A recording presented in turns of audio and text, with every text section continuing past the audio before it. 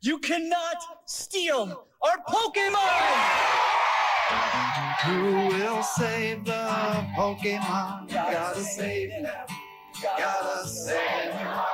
Pokemon Colosseum, new for Nintendo GameCube, rated E for everyone. Welcome back to Retro Rebound. In today's video, not red anymore. No, my friends. Wes of Team Snag'em is here. Hey, everybody, it's me, Wes, of Team Snag'em. So you got the Pokeball and everything. I'm here to tell you that the concerns now lie less with the hearts of Pokemon and more with purifying our lands, specifically Scotland, and that's why I'm here to tell you about Established Titles. Established Titles is a fun and novel way to preserve the natural woodlands of Scotland while helping global reforestation efforts. It's a project based on a historic Scottish custom where landowners are referred to as lairds or lords and ladies in English. Title packs give you at least 1 square foot of dedicated land with a unique plot number like I have right here on a private estate in Edelston, Scotland, and an official certificate with a crest. Established Titles plants a tree with every single order and works with global charities such as One Tree Planted and Trees for the Future to support global reforestation efforts. You could officially include the title of lord or lady on your credit card, plane tickets, dating profiles, etc., and it makes for a great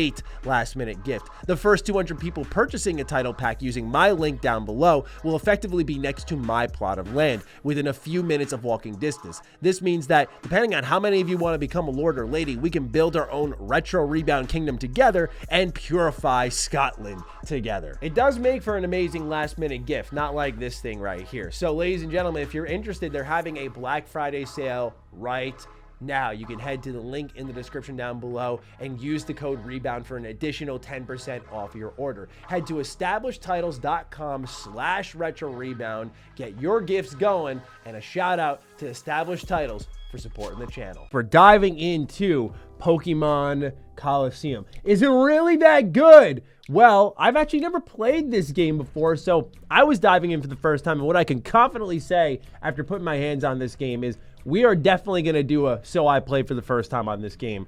A little backstory on me and Gen 3. So I dipped out, famously so, here on the channel after Gen 1. I was like, yeah, Pokemon's great. I didn't know that for a while Silver and Gold existed. Then one day I was riding home on the bus. My buddy Matt was playing Pokemon Emerald, and I remember watching the game and hearing the battle music and going, yo, I need that in my life. Yesterday. When you dive in, you meet up with Team Aqua, Team Magma. I love the story between them. I think the region of Hoenn's the best that Pokemon has ever seen as far as my uneducated opinion goes. And so I have a very soft spot for Gen 3. So surprise, surprise, during my Pokemon hiatus as a kid where I took my talents to Battle Network, yep, I missed another game. So I wanted to dive into this game ahead of the release of Pokemon Scarlet and Violet because I wanted to champion one mainline game and one spin-off. You see, I am a big proponent of Pokemon doing more spin-off games like Mystery Dungeon, Conquest, so on and so forth. I love those type of Pokemon games because I think they explore the ideas of what this universe is even more. But surprise, surprise, there was a spin-off for my favorite generation, and I missed it. And its sequel. So we have a lot of catching up to do. But is Pokemon Colosseum really that good? It depends who you ask, because I haven't played XD Gale of Darkness while I own it. I haven't played it before. I don't know a thing about it. So I'm going in as blind as you can possibly be nowadays with Pokemon Colosseum. And we have a lot to talk about here, Retro Rebound audience. So prepare your ears. If you're new here, you're into nostalgic, retrospective content, Pokemon content maybe, you're in the right place. Consider subscribing. We'll have our Scarlet and Violet review out around the launch timing of that game, which is on the 18th, so we'll see you there. With that, let's begin with the complete box experience here for Pokemon Colosseum. This is a $120 game-ish. That's what I got it for. It's gone for a little bit higher, a little bit lower, so I fell right in the middle. It was a deal I was comfortable with. But all I'll say is if you're looking at XD Gale of Darkness, prepare to enter the 200 range. I mean, these Pokemon games are ridiculously expensive.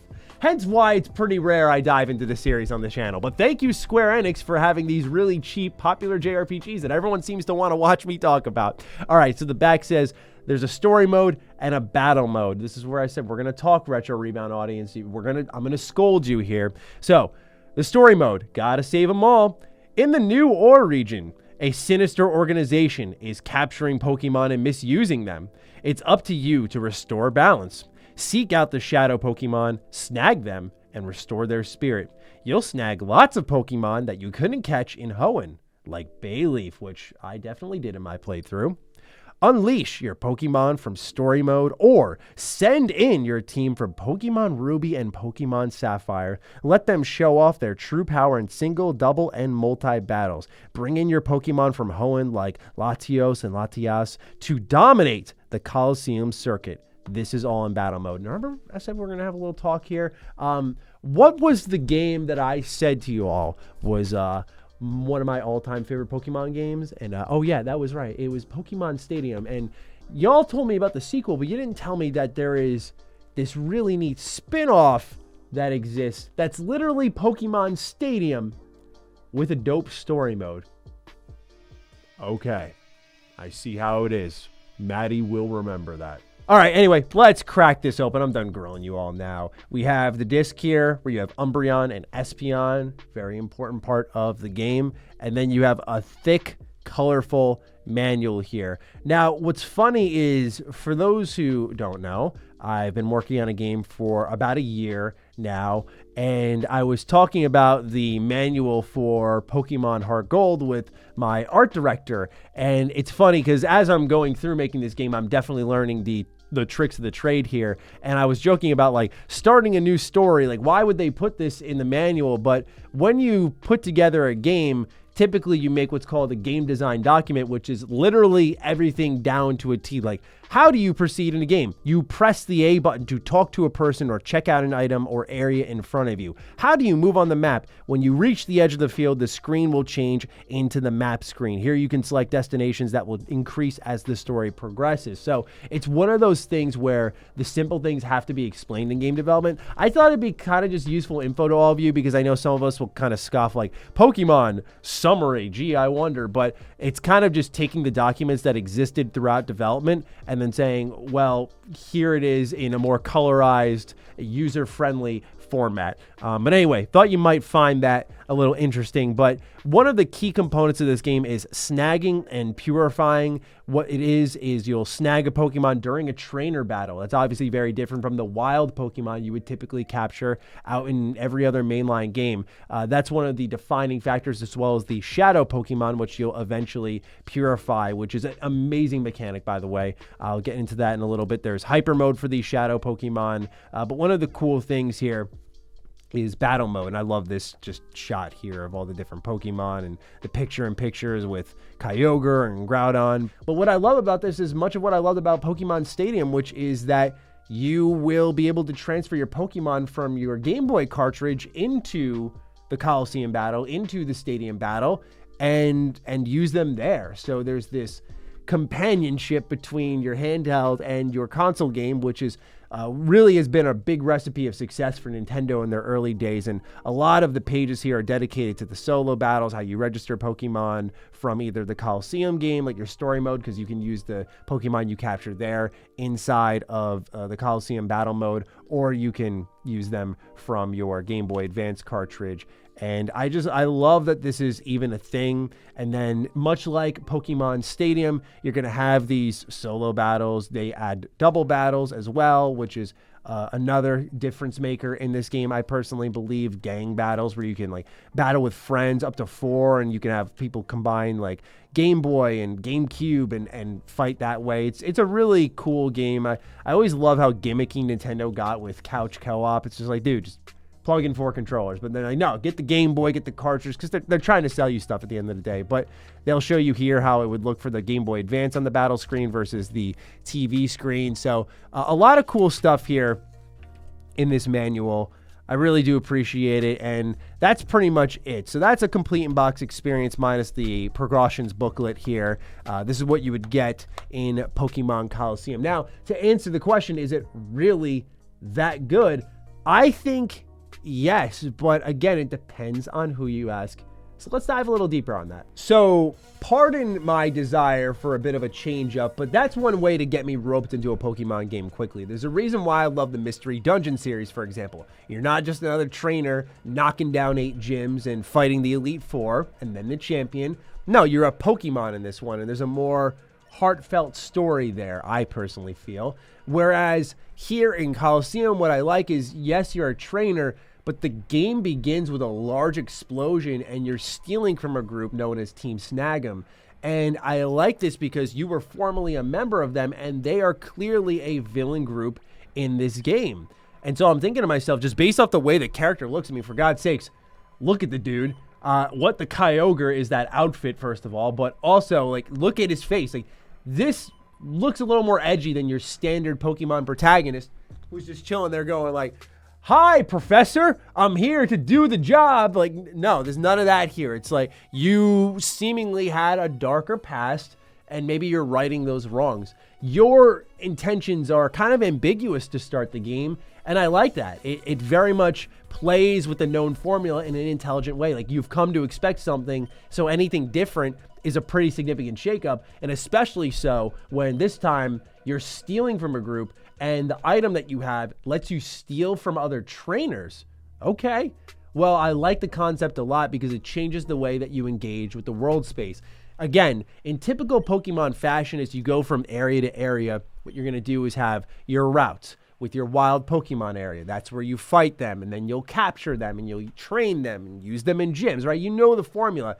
Whereas in this game, you'll eventually meet Pokemon alongside your partner, who I named Rui.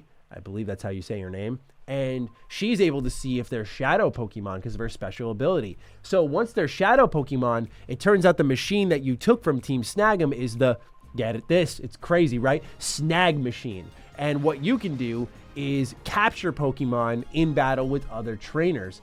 And some of these trainers do have shadow Pokemon that when you catch, they need their hearts purified because pretty much there's a villain group that's found a way to close off Pokemon's heart. So I love, again, the concept here. It's not brooding and super dark, but it's different enough where I was captured by the story. And so what happens is as you're using these shadow Pokemon that you've captured, you start to purify them more. And they'll sometimes enter hyper mode where they're losing control. They don't listen at all. And you have to spend a turn to call them. When you call their name, it almost settles them down. And what happens is as you purify their heart, a bond begins to establish and you'll start to see their moves slowly reveal themselves. So it begins with just Shadow Rush when you have a Pokemon. Like I caught a Bayleaf and all he had was Shadow Rush. And I'm thinking to myself, like, okay, what's going on here? And as I used him more and as I called him back from the brink more and more, the moves began to reveal themselves. And I love that concept. I think that is dope. So eventually the Pokemon's heart is purified and it's an official member of your team. I, again, just really, really dig the idea here because it sort of gamifies the bond created between trainer and Pokemon in a way that's more tangible than, hey, I kind of just was, you were grandfathered into my life. Like I caught you on Route 2. Like we're bros, right? Like no, it's, you caught them at their worst. You worked with them. You fought through a lot of trials and tribulations and here you are now. So, you know, I really do dig the whole shadow Pokemon mechanic. That's not even getting into what my favorite thing is about Pokemon Stadium. You've heard me say this before, is I love the level of animation and detail in that game. One of the reasons I respect Pokemon Stadium so much is still to this day, I'll fire that game up and hear voice lines that I didn't even remember or knew existed in the game. Like, there's a staggering level of detail in that game. And unfortunately, here in Pokemon Colosseum, there isn't that fantastic commentator, but that's okay, because what you do get is a story mode with still that animated detail that you've come to know and love from Pokemon Stadium. So when you hit a Pokemon, you see them like shake it off a little bit. You see different animations for different move sets. I appreciate this a lot, especially nowadays where we have lived through Sword and Shield, where we were seeing stuff that was on the DS and 3DS still being used in that game. I mean, for such a high-grossing franchise, I've talked about ad nauseum how disgusting it is that they continue to reuse over and over and over. Reusing assets is totally normal in game development, but reusing them in egregious amount over a decade later, that is unacceptable. You have to have some gradual transition into new stuff. It just takes time no matter who the team is. I get that, but I just appreciate here that I'm seeing things that are from a style Pokemon game that feels long gone. Like, I love the cinematic camera that almost has a shake as it rotates around the battlefield. It's just missing that commentator. I would kill to have this dude in the game because he just colorizes the entire scene. So overall, though, from the camera to the battles to the shadows and purifying mechanics, I think this game is really different. And again, that's pinned by the story, because the story here is told in a way where you don't really know what the protagonist's main goal was. Like, why did you steal from Team Snag'em when you were a part of them? Why were you a part of them? You kind of learn about yourself more as you go along. Speaking of the protagonist, this man is an absolute G. I love this protagonist, not only because of the way he dresses, the energy he carries, but we got to talk about the two starters you get, Espeon and Umbreon, right? I love the elemental beginnings, the old classic fire, leaf, or water. Yeah, I love that. But this game just bucks the trend and goes, yo, how about you get two dope Pokemon to start the game off, and they build the whole game around double battles. I love that stuff because, again, it shakes it up. Like, we saw double battles in Gen 3, and that's cool and all, but now we have them here with the full animated detail, with two dope starters, with my edgy looking character who's got his arms back like he's Naruto running in place and his cape's blowing in the wind. Like, this game, we talked about this with Shadow the Hedgehog, like that early 2000 edge, and I feel like this character's concept captures it all, especially because he's just got two fresh starters. And also, the game starts you off at like level 25 or something. You're not starting off in the low levels, which I think is cool because it almost paints a backstory like you have been a trainer for some time, right? You're not this 10-year-old who's beginning your journey. You have been a trainer for some time, and you've been with Umbreon and Espeon for some time. I just, again, love the energy, the swagger that this character carries, and especially how it starts off out the gate. And the characters that surround you also are interesting. I love, for example, Mirror Bee. Mirror Bee's pretty hilarious with the big afro, and it kind of reminds me of the Ginyu Force, but in Pokemon in a way, like this style and flair. Just a really cool villain group. And it's funny because when I began this game, you know, I see my character and I go, huh, I wonder if I'm the villain in this story. Then I meet this dude with long, waving silver hair that looks like Riku, who has been Norded, with deep red eyes, and I'm thinking, oh, that's the villain. Okay, like, he steps out of the mayor's office in the first town you go to, and he's just staring at you. I remember I burst out laughing when I saw this guy because I went, oh, that's the villain. I mean, the red eyes and the long hair and the whole deep dark outfit may have been a giveaway, but yeah, that's definitely the villain there. So keen to learn more about him for sure.